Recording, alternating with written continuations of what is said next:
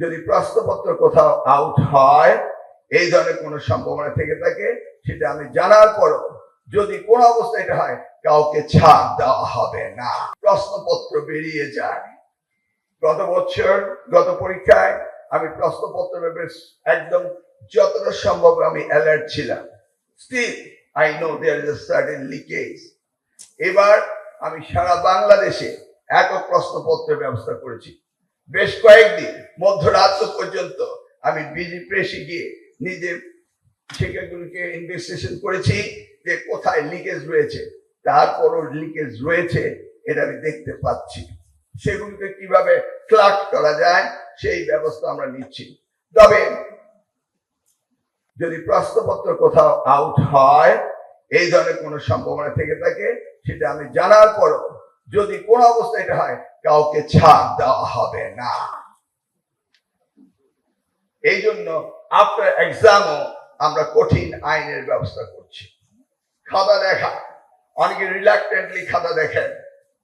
Board তারা evaluate করে না যে একটি শিক্ষক 2 মাসে প্রতিদিন কয়টা খাতা দেখতে পারবে, সেটা তারা রিকগনাইজ না করে 500 খাতা করে দিয়ে দেয়।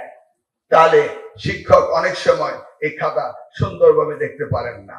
আমি বোর্ডকে ইনস্ট্রাকশন দিয়েছি এক্সামিনার ট্রেনিং দিয়ে এক্সামিনার বাড়াতে এবং খাতা কম সংখ্যক দিতে, এবং খাতার ভিতরে যেন সঠিকভাবে মূল্যায়িত হয়। খাতা স্যাম্পলিং করে দেখার কোনো আইন আগে ছিল না। 1980 অ্যাক্টে খাতা দেখার কোনো প্রভিশন ছিল না।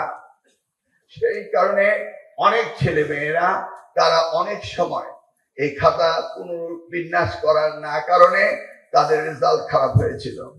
আমার একটা ইনস্ট্যান্স রয়েছে, আমার কচুয়াতে একটি ছেলেকে ফেল করিয়ে দেওয়া হয়েছিল।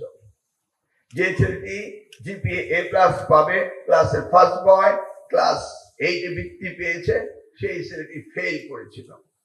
আমি যখন বোর্ডকে নির্দেশ দিলাম, তার টেবুলেশন শিটের খাতা 3 বার তারা পরীক্ষা করে বলেছে ফেল। বাট আমি জানি ছেলেটি ফেল করতে পারে না। তাহলে কি হয়েছিল? খাতা পাল্টিয়ে দেওয়া হয়েছিল, তাই না? কিভাবে?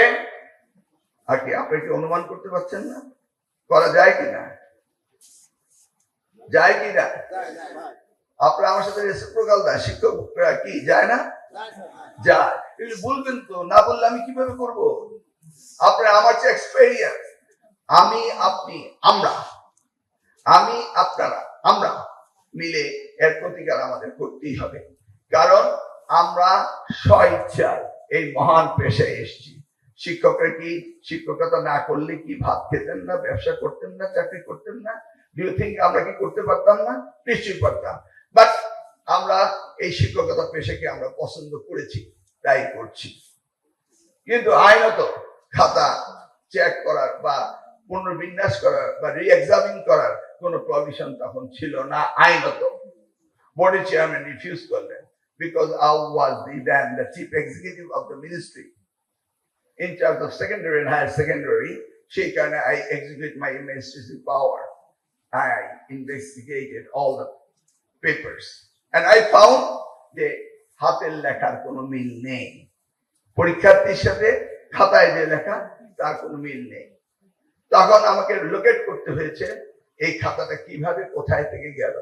এন্ড ফাইনালি আমি পেলাম যে ওই স্কুলে একজন শিক্ষক যাকে প্রাইভেট পড়াতো, তার ওএমআর শিটটা ঠিক রেখে এই ভালো ছাত্র আতাউল্লাহ রাম তার খাতাটা সেখানে ঢুকিয়ে দিয়েছেন। But I couldn't punish that teacher because পানিশমেন্টের কোনো বিধান তখন ছিল না। ইউ সি, পার পেয়ে যায়, এবার আর পার পাওয়ার কোনো সুযোগ নেই। সেই ছেলেটি এখন পিজি ডাক্তার, চিন্তা করতে পারেন, হার্ট স্পেশালিস্ট। যদি আমার কোচের জন্মগ্রহণ না করতো তাহলে কি ওয়াজ ইট পসিবল? এইভাবে আমি জানি না কত ছেলের জীবন নষ্ট হয়েছে। তবে আমার স্মৃতিতে মনে রয়েছে, আমরা যখন পরীক্ষা দিতাম, যারা ভালো রেজাল্ট করতে পারবে, ভালো রেজাল্ট করতে পারেনি হঠাৎ, এই ধরনের ছাত্রছাত্রীরা আত্মহত্যা করতো আগের দিনে। জানি না আপনারা সেগুলি শুনেছে কিনা, আগে এগুলি হতো। এনিওয়ে, এখন আমরা আইনের পরিবর্তন এনেছি এবং এই পরিবর্তনের কারণে আমরা খাতা দেখতে পারবো। আমি র্যান্ডম স্যাম্পলিং নেব বোর্ডগুলো থেকে আইনত, এবং খাতাগুলি আমি চেক করব, দেখবো এক্সামিনাররা প্রপারলি খাতা দেখছেন কিনা, প্রপারলি মার্ক দিচ্ছেন কিনা, আন্ডার মার্ক ওভার মার্ক দিচ্ছেন কিনা, এগুলি আমরা দেখব। এবং এক্সামিনার ট্রেনিং প্রোগ্রাম বোর্ডগুলিকে বলেছি তারা যেন সঠিকভাবে করে।